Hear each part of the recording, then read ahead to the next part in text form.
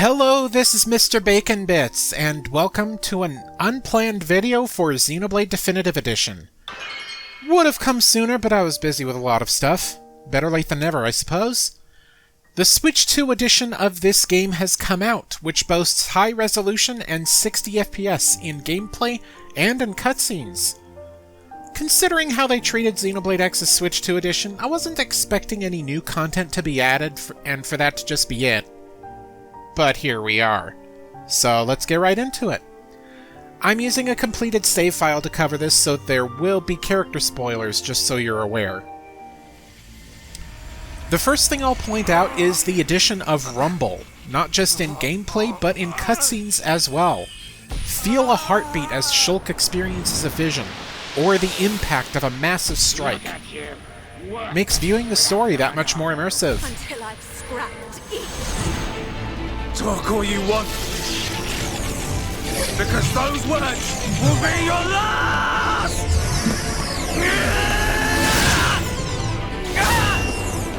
Monado! Yeah, it's been a while, but you should know by now. The Monado can't stop me! Hansa. Nopon. It's not over. The people of Bionis will never let you triumph.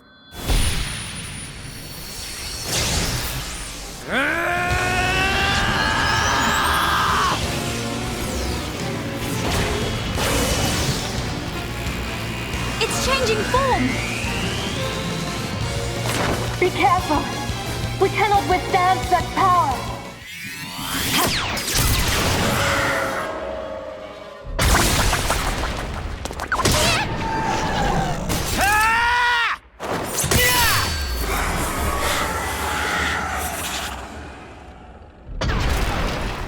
The heart-to-hearts have also been updated with something I wanted at launch. They are now fully voiced. This means that all the VAs have returned to reprise their roles, and many feel like they haven't even left. The Defense Force was anything to sneeze at. But in the end, Nopon just overwhelmed them.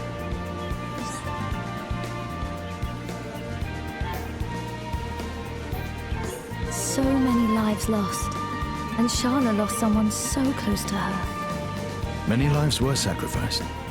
More than could ever be justified. You know what that metal-faced Mechon did to me? He killed your father.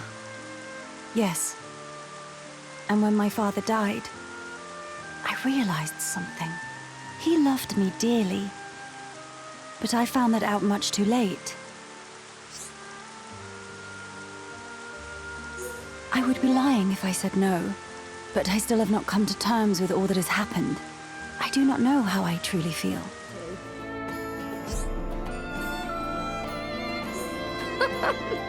And there's me thinking you cared about something other than food. Did you say something? Was it about food? Hey, don't mind if I do. Nom nom nom nom nom nom. But Lunada is teaching me machina anatomy. Why do you need to know that? Because when this is all over, I'm going to quit the Defense Force and become a doctor. People are returning to Colony 6. They'll need a doctor. Wow, that's amazing. I know that without Maynard's Monado, your energy is depleted. You only have a small reserve left now. Apparently so. My parents died a long time ago. So, when I go home, there won't be anyone waiting. That is big shame. Ricky didn't realize. Ricky have good idea. What is it, Ricky? Ricky become Shulk's daddy pon. Then Shulk get new mama pon too. Live like happy family. What was that, Ricky? Shulk use big hum brain. Shulk can live with Ricky and Oka. Then Shulk have family waiting. Shulk never get sad again. Shulk not like Ricky's idea. Ricky very, very sorry, Shulk. Ricky only want to see Shulk happy. No, it's not that. Thank you, Ricky. Thank you so much. No one's ever asked me to be a part of their family. Shulk not worry anymore. Ricky want to always see big hum smile from ear to ear. Then Shulk go show Nelly and all friends smile to cheer them up. Why wait, Ricky? I'll go and show them right now. You're a great friend, Ricky. Okay, so maybe those are not particularly exciting.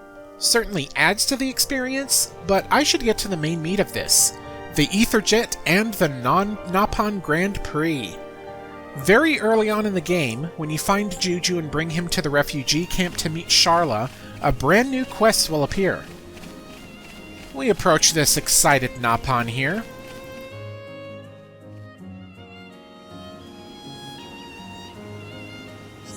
Yahoo! Inspirations! Ideas pummel grey matter with brilliance! I didn't expect to find a Nopon here. Wouldn't you rather be with the others at the camp? Yeah, what are you doing all by yourself? Oh-ho? And who might friends be? I'm Shulk, and these are my friends, Ryan and Sharla. Hope we weren't interrupting anything. What's your name if you don't mind? Oh-ho! Friends P's and Q's well-minded, not raised in barn like other hom-hom. For such polite friends, I give full intro spiel. Ahem. Gifted with gizmos, talented with toolbox, known by all as very ingenious inventor. Okay, name quite not catch on yet, but friends spread word, yes? Can do. Very idiotic inventor, was it? Oh, this hum-hum clearly from aforementioned barn of rudeness. Rude friends soon change tune. Unveil of world-changing whatchamajig very near. Don't meet a Nopon inventor every day. You're not like the others, are you? Friend make very astute observation. Inventor career start back in Colony 6. Took single look at buggy that hum-hum little pond trundled about with, and all of sudden, zap crash of inspirations. But inspirations not solve last problem of making thing move. Real bounce scratcher. Guess it ain't much use if we don't move. What should we do, Shulk? Well, I suppose I know a few things about tinkering with machines. Maybe I could be of help? Haha, know a few things, do you? Nah, you're obsessed, man. Well-mannered friend generous to boot. This hum-hum full packet. Here is dilemma. Also, it's really funny seeing the other party members in the background. So what friends think? Yeah, I think I see the issue. You're after a power source with both massive output and great longevity. She don't ask for much, does she? Actually, I think I know where we could find something like that. You do? Where? Yeah, in the hangar where Ryan, Fiora, and I went to get those ether cylinders. Oh, I know the one. The cylinder hangar at the back of Tephra Cave, yeah? Yeah, the cylinders there should be up to the task. They're as pure as they come. Yahoo! Polite and generous friend tell truth? Huh, I never knew Colony 9 had a supply of ether cylinders right on their doorstep. I suppose that explains how they kept such strong defense systems operational. Alright, let's go get our mitts on some ether cylinders, shall we? Yeah! Yahoo! Future of science all up to friends now!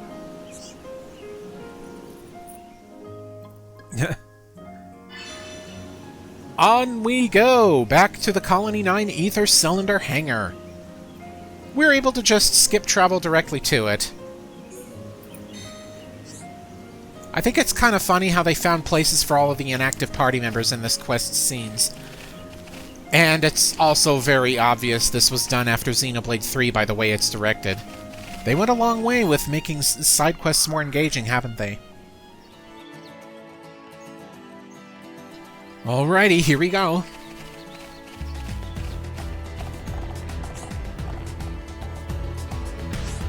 Yeah, looks like there are plenty of fresh cylinders. Even if we take a couple, there should be more than enough left for Colony 9. That's what I like to hear. Let's grab them and get going. Hey, wait! Ain't that one of the hunks of junk that attacked us before? The defense system must be back up. The Mechon are gone though, aren't they? What's there to defend against? Us, probably. We fought back last time and destroyed it. We must seem like a threat. Damn it, course we fought back! Well, if it's another smackdown at once, it could come and get one. Looks like it does. Well, we have to fight another sentry, but this one isn't too bad. I don't really have stat info for this, and I don't think it's really necessary, as you see. Ha! Second time's the charm, I reckon. It won't be in a hurry to mess with us again. I'll collect the cylinders. Won't be long. Cheers for that, Shulk. You can see I'm trying to, like, do their accents. I'm probably terrible at it. Alright, I've got them. Thanks, Shulk. Let's get those back to that Nopon at the refugee camp, then.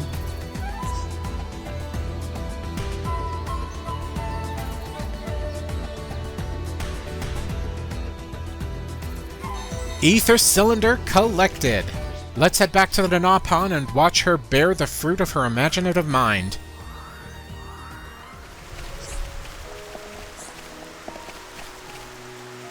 Yay! Oh-ho! Friends brought supply of ether cylinder? We're back. These are the cylinders you were after, right? Yahoo! Friends exceed inflated expectations! Time for installing! Moment of truth! I'll lend a hand too.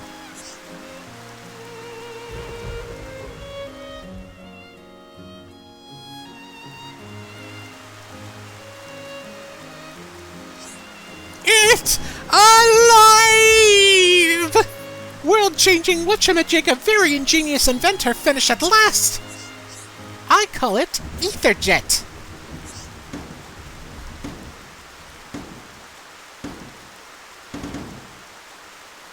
Look at that snazzy little thing. Whoa, won't lie. I was expecting a pile of scrap, but she's a beauty. Yeah, Juju's going to be green with envy when he sees this. I've got to admit, this really is the product of a very ingenious mind. Oh, a hum-hum welcome to keep train of adulation rolling. Hey, can I take her for a spin? I'll bring her right back, I swear. That sleek exterior, those sweet details. It was love at first sight. Come on, please. Rhine! She put blood, sweat, and tears into designing that thing. I don't think she'd just lend it out to the first person who asks. It's fine. Friends can take for spin. Actually, friends can just take. See? She says it's fine. Wait, what? That right. Friends can take EtherJet. One per friend. Wow, that's too generous. You really don't have to do that. Job of inventors to invent. Clue is in name. Needed test drivers anyway, so friends do me a favor. Well, not that I'm complaining, but are you sure it's alright? Whole career, others make mockery of so-called useless inventions. Big laughing stock. But mostly polite friends offer help without so much as gentle ribbing. That's why I want to repay kindness of friends. You've had it rough, huh? Also thing is total death trap. Not fancy taking life in wings. Huh? You say something? Probably just noise of engine. Anyway, we really appreciate you letting us use it. Oh, nearly forgot important safety talk. Jet attract more than envious gazes of onlookers. Also attract ire of baddies. What, so we're gonna get swarmed by monsters on this thing? Story in short, EtherJet emit ether by bucket load when friends use boost. No creature in world emits so much ether.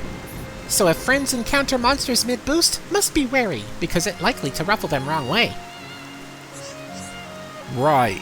Sorta makes sense, I guess. Monsters aside, it'll be a lot faster than walking. Easier on the legs, too. We shouldn't let that put us off making good use of it. Yes, yes! Hum hum vroom and broom to content of hearts. And then? Oh? This again? Hey, you alright? Yahoo! Inspirations! Head filled with endless buffet of invention! Now require privacy forthwith! This brilliance not going to bask in itself! Haha, she really does love indenting, doesn't she? Well, we should probably leave her to it. Let's go, everyone. Think that'd be for the best. Yeah! Inspirations!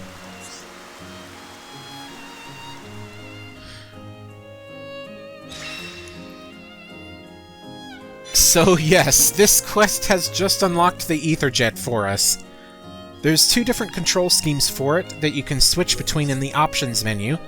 I prefer Type 2. Press ZL and ZR together to spawn the Ether Jet, and you'll be able to move much quicker through the environment than on foot. You can also boost depending on how much meter you have, and collectible items can help fill that meter too.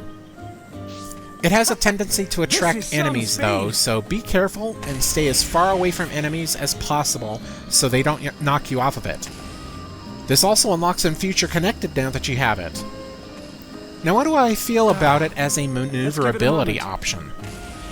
Well, I personally wouldn't think to use it unless I'm replaying the game or going back and forth doing quests. This does fix the weird issue where some areas lack skip travel points, and is especially helpful in discovering landmarks and locations of Aerith Sea, so I think it's overall a good thing. I just think that for a first-time playthrough, maybe it's best to not rely on it too much. Much of the game's experience is the slower pace of navigating this gigantic world.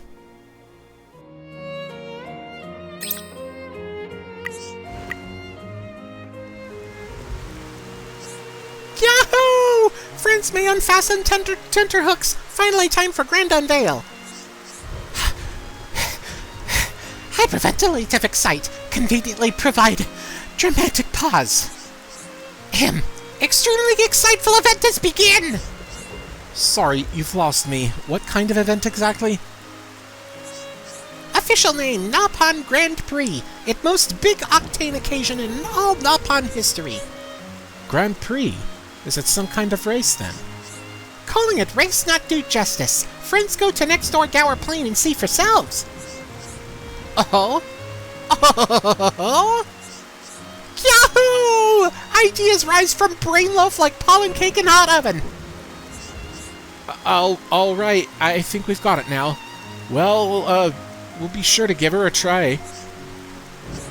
Yeah! Inspirations! So, this thing opens up after you go through the Ether Mine to rescue Juju and get Dunban in your party. Just make your way back to the refugee camp and she'll open up the Nopon Grand Prix, a racing minigame that utilizes the Ether Jet. This is the main meat of the new content. Just go to the X button main screen and then press Y to enter the minigame mode. Here you compete in obtaining high scores in Score Attack, or racing for first in Battle Race to obtain Nopon Stone. Yep, finally a different way to obtain Nopon Stone to use in the Challenge Time Attack mode. But there's more to this that I'll mention. There are a maximum of 5 tracks for Score Attack, and 5 tracks for Battle Race. Many more of them open up the further you progress in the story, and the same is applied for playable characters. Yep, any of the 7 party members can be played, and they each have their own stats and records you can achieve, for a very good reason. Each character can obtain new pieces of equipment if they meet the requirements in each race. For Score Attack, you just need to reach a certain score threshold before finishing the track. For Battle Race, you just need to achieve first place. These pieces of equipment complete armor sets that boost the capabilities of the Ether Jet when used outside of this minigame. And all you need to do is wear the full set. Them being put as fashion gear even works. I'll show what each armor set looks like by the end of this video. So for Score Attack, the objective is to drive through ether ores scattered on the track as you follow the checkpoint markers. The correct order to drive through the markers will be displayed as next, but don't worry, it's mostly straightforward and easy to understand. Regarding ether ores, be sure to collect 3s of any color to achieve a link and boost your score. The higher your link is without breaking it, the higher your multiplier will be. The max multiplier is 10. At the end, there will be sets of large ether ore that give you far more points than normal. This is your chance to mess around and collect them to boost your score before the end, because you'll most likely have some leeway before time runs out.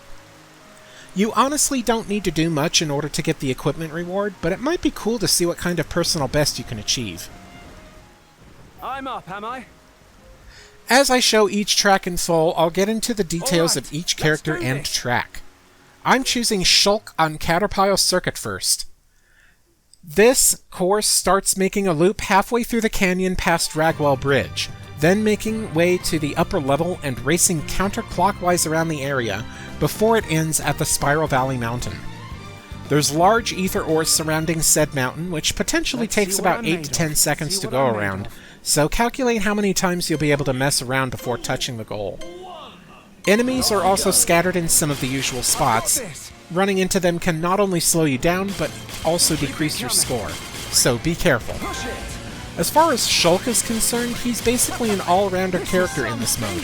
Not particularly amazing at any one stat, but great for beginner players. For every character, turning tends to be better if you let go of acceleration, but you do lose speed, of course. I'm making good time.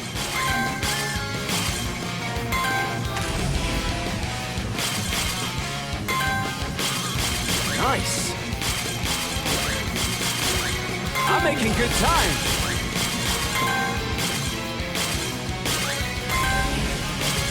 Keep it coming.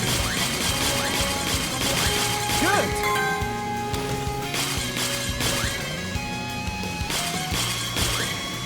Nice. Fully charged.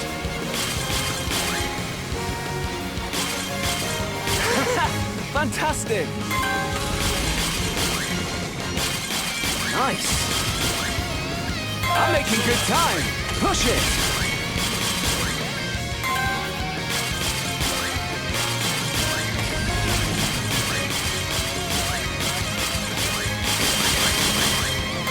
I've got this.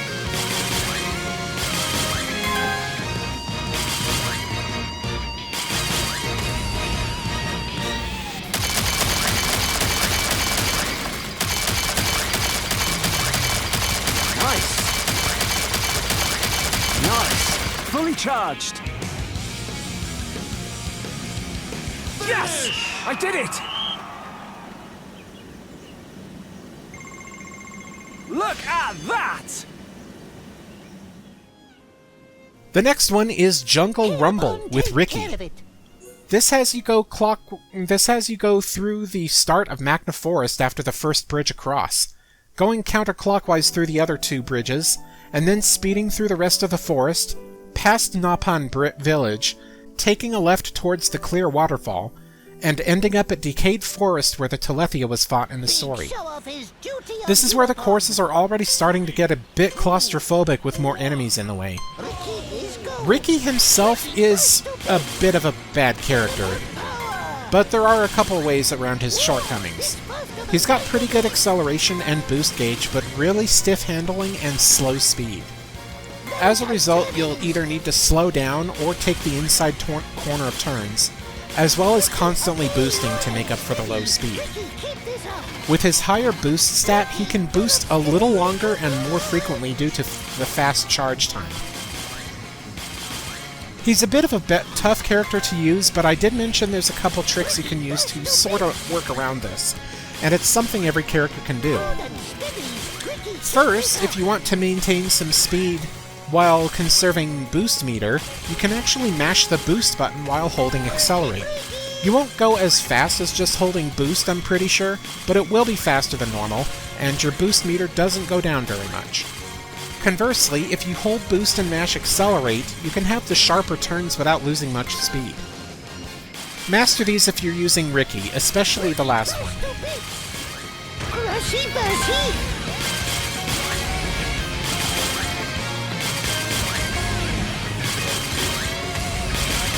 Good and steadies! Ricky, keep this up!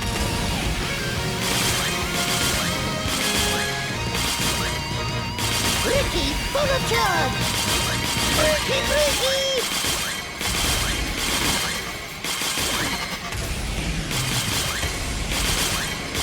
Ricky, bash to bits!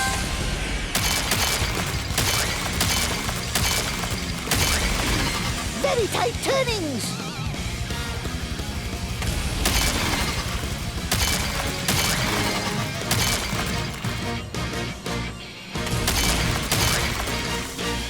Ricky need breather. Ricky had all under controls. Next up is Alchemoth Orbital with Melia. As you can guess, it's an Alchemoth, and the course doesn't change despite what happens later in the game. The course starts at the city's entrance, up the escalator in front of you, then goes right in a clockwise motion around the perimeter, back towards the center through the rightmost pathway, then takes a counterclockwise path on the other side of the perimeter in the same manner. Then it goes back down the middle escalator, takes a clockwise motion around the lower area, before going back up the escalator and ending at the Bionis and Mechonis mural. There's large ether ores strewn about the right and left halls, as well as the staircases surrounding the mural. It's a fairly basic circular style course, but there's a lot of spots that you can catch on, making it easy to lose valuable time. Stick closely to the pathways and let the ether ores guide you so that you don't hit those sticky spots. As for Melia herself, she's got low speed, but excellent handling and the best boost. Her boost can go on for considerably longer than every other character, and can also recharge very fast, making her more of a boost-happy character than Ricky, with the bonus of being able to make extremely fast and sharp turns. She's just a better version of Ricky, honestly.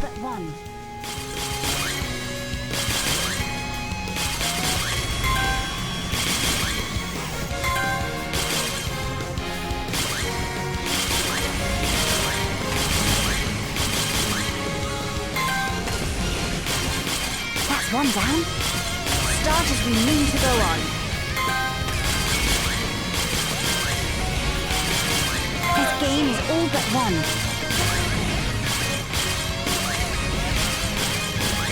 Turn, I beg you.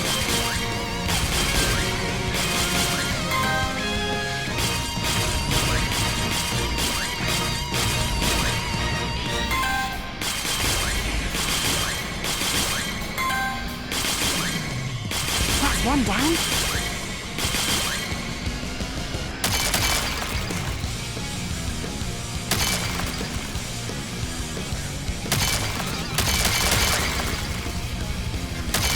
There's more where that came from.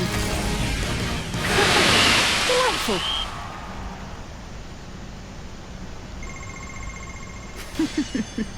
A fine result. The next course is Valak Slalom, and I'm doing this with Fiora. This course takes place in Valak at night, so quite a pretty choice. It starts at the beginning and has you go downhill in what I can only describe as in a slalom-like motion, hence the name. At the bottom, it turns right above the entrance to that ice tunnel, you know the one, goes past it, and then makes a jump that puts you in front of the geyser. Then is just another slalom-like zigzag down to the very bottom that leads to Sword Valley, where there's just a ton of large ether ores. This one is tough to follow at first. You may completely miss lines of ether ore at first, which may end up getting you a low score. If you didn't take your time though, that's where the mass of large ether ores comes into play so you can make up the score. If you want to properly slalom through the gates, just be vigilant about the small ether ores. Typically, you can find the next ones if you take the gates head-on rather than at an angle. All that, and I didn't talk about Fiora yet. She's a character that doesn't really rely on boost, but has high top speed and decent handling to make up for it. Her boost is horrible, drains fast, and takes forever to refill. The boost tapping method is recommended for her if you need to catch up, but her speed and acceleration are just great on their own.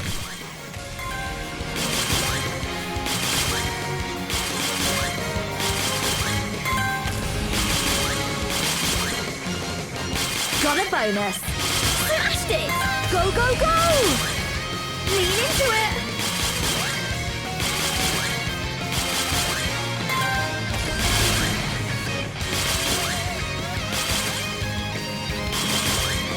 Everything's going my way. Look out! That's the way.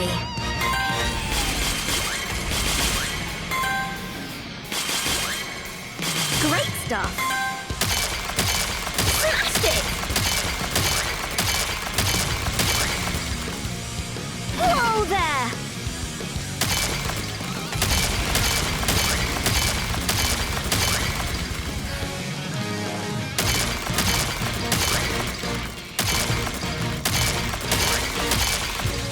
Great stuff.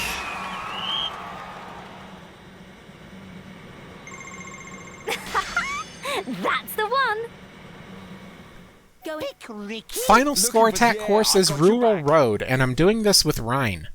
The course is Colony 9, starting off where Shulk's adventure begins, taking you through the back entrance of the colony where the residential district is, through the right streets, taking a loop around the military district, and then through the busy commercial district, before exiting out and taking the path towards Tephra Cave. What's my game plan? It will then dump you out at Cliff Lake and have you take a counterclockwise path in the water underneath the colony, up Anti-Air Battery 3, and then dumping you out close to Cliff Lake again.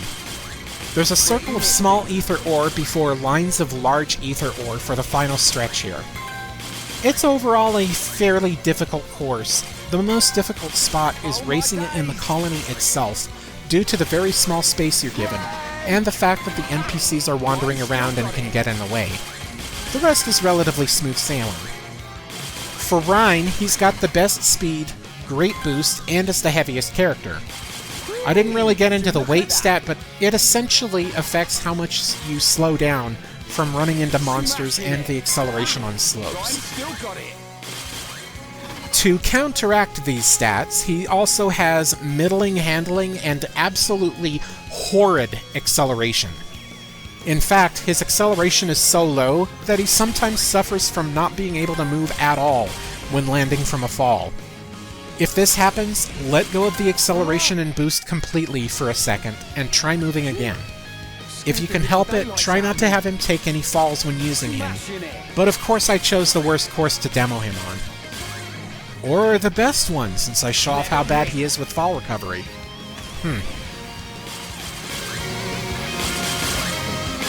Pretty nifty. Whee! Would you look at that?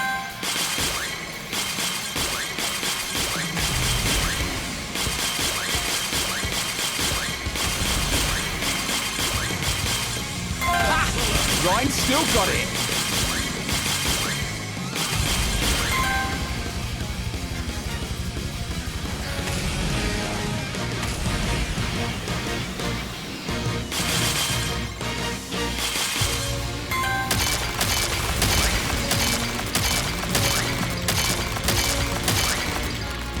Yeah!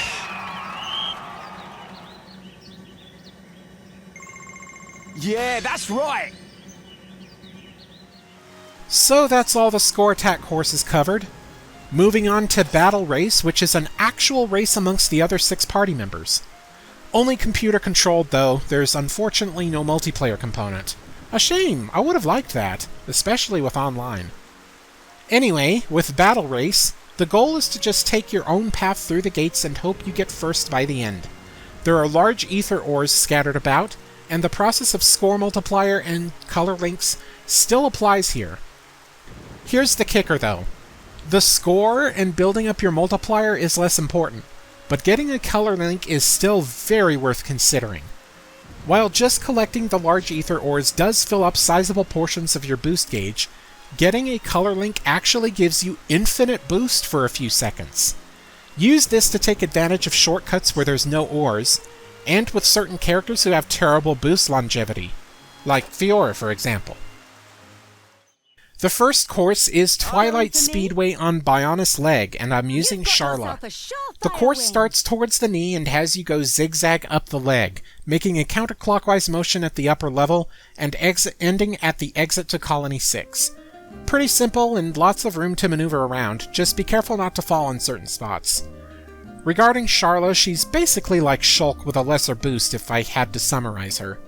There's no clear weaknesses regarding her stats. I would focus on making those color links to make sure her boost doesn't run out.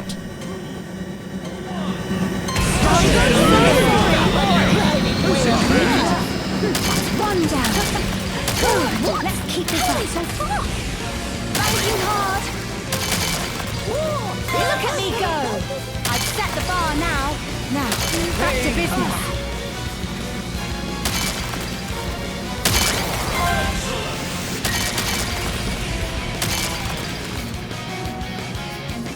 I'm getting into the swing of this.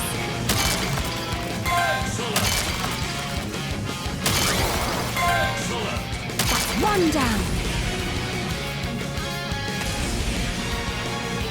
Good. Let's keep this up.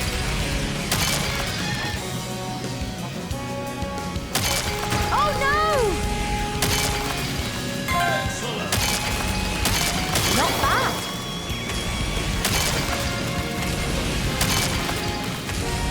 I'm getting into the swing of this. Woo! What a rush!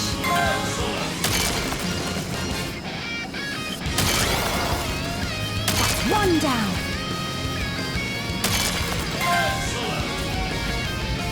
Look at me go! I've set the bar now. Oh no! Out of energy? Oh, why now? Good. Let's keep this up. Not bad.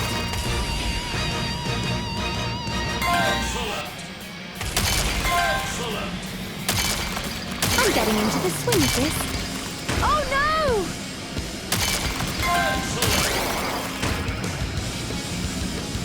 That's one down.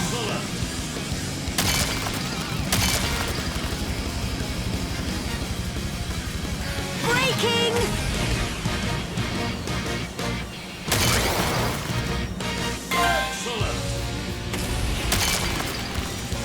Good. Let's keep this up.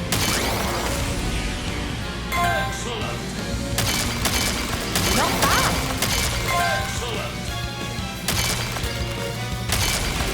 Oh no! Look at me go! I've set the bar now. I'm getting into the swing of this. Banking hard. Woo! That felt good. Haha! The folks in Colony 6 will be over the moon about this. You love to see it. The next is Midnight Forest at Magna Forest. It starts close to the entrance to Nopon Village, looping around the two big bottomless pits on the lower east side of the forest, up the river to Clear Waterfall, and then making your way backwards through the forest towards Bridge 1. Not too difficult, just make sure you don't fall into the pits. There are also lots of enemies that can get in your way. Dunban, in terms of stats, is a bit of a better Shulk. Great handling and speed, middle-of-the-road boost, and on the lower end of acceleration. He can sometimes get that acceleration issue Ryan gets, but not as often, so just be wary of that. With that, I've covered all the characters. Fitting I saved Charla and Dunban for last because they're not really specialty characters like the other characters who aren't Shulk. Looking good. Straight line between me and victory.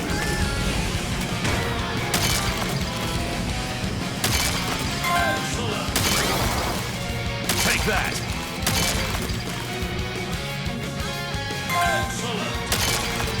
Not in the plan. And another.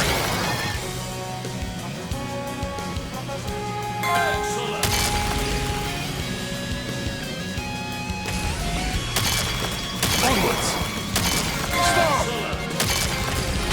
Keep it together.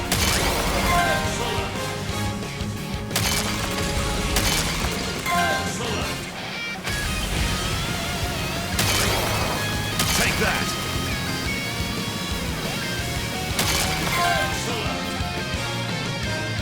Excellent. And another. I'm taking a shine to this. This is far from ideal. Not in the plan.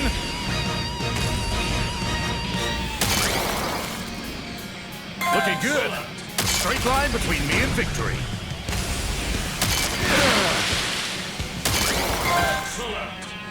Take that. Keep it together.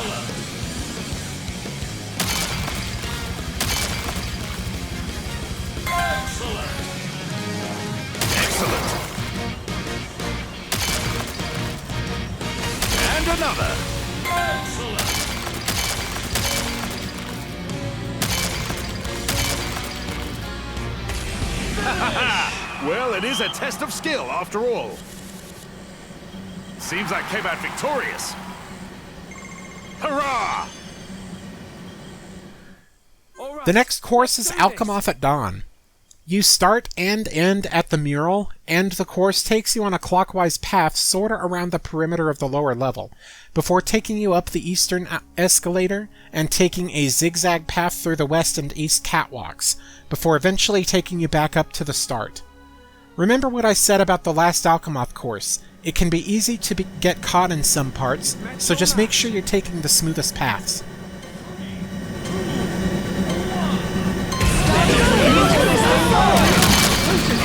Time to get serious! What a ride! I'm having a good time! Come on! I've got this! Excuse me!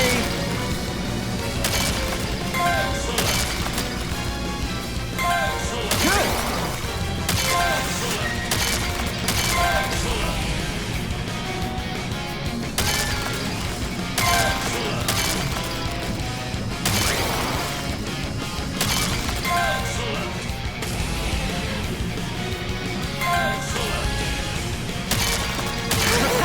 Fantastic!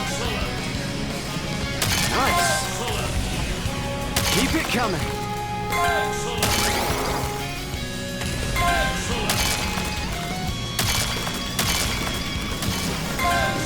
Good!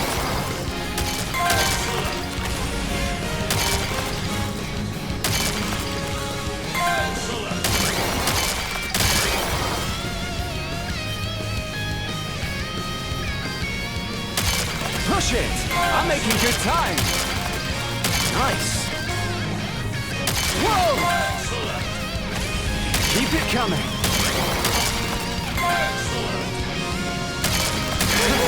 Fantastic! I've got this! Good!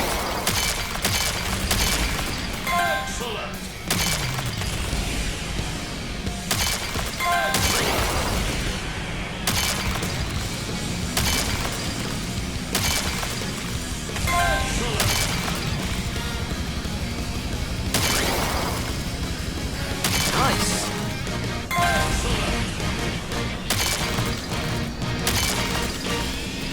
Keep it coming! Good! Yes! I did it! What a good race! Now to retain my title. Look at that! The next is Blizzard Rally, taking place at Valak Mountain during a heavy blizzard, which somewhat obscures visibility. It's almost the reverse of the score attack course. You're starting at the bottom and making your way up. At Ase Tower, you can take either side past it, but at this point, since there's no other way up to the upper level, we now double back and head back down towards where we started. Bear witness. Your future Empress races this day. Come on! So sorry. This is quite the thrill. Well played. They overtook me. I can practically taste victory on my lips. There's more where that came from. Oh. A blessing.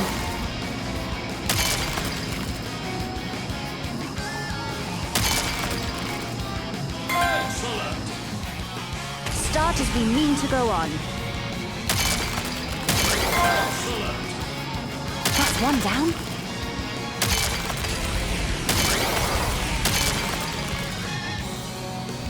There's more where that came from. Turn, I beg you. Excellent.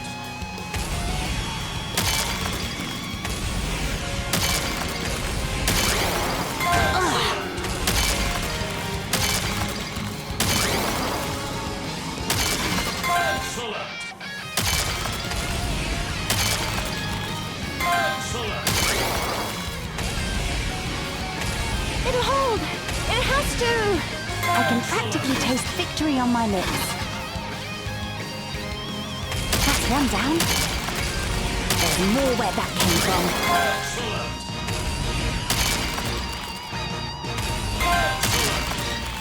A blessing! Start as we mean to go on. Stop the vehicle.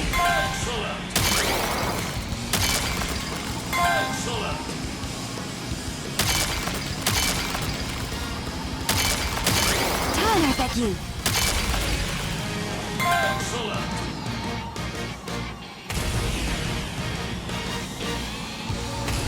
Ugh. That's one down.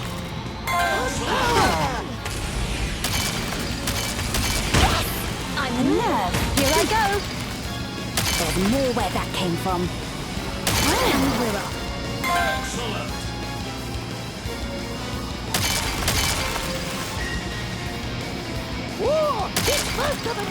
I can practically taste victory on my lips.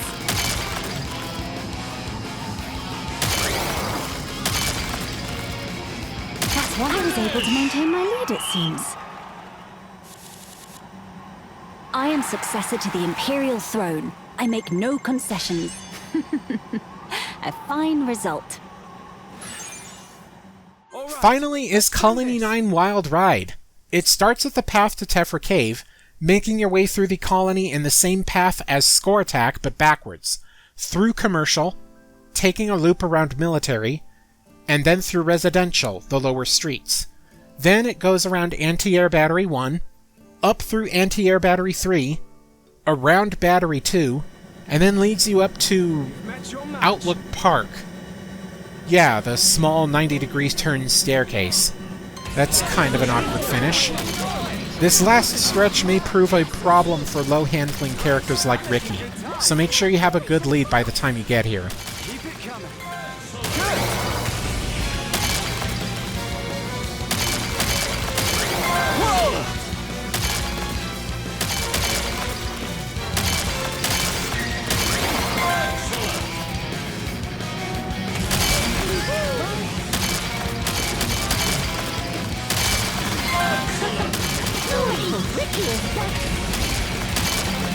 I'm putting it in reverse. Nice. Keep it coming. This is some speed. Time to get serious.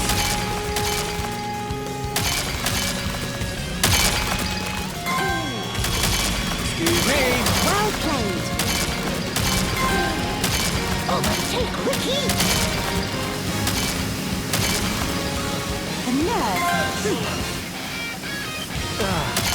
Let's give it a moment.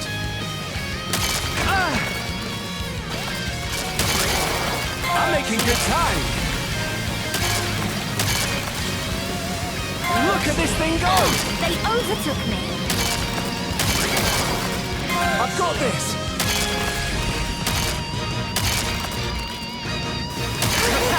Fantastic.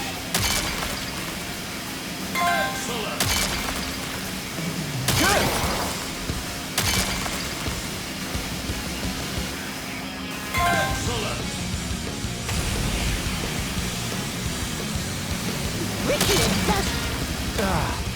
Let's give it a moment.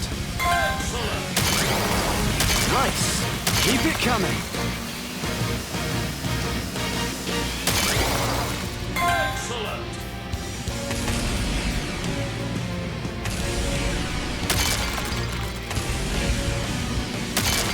I'm on a roll. Excellent.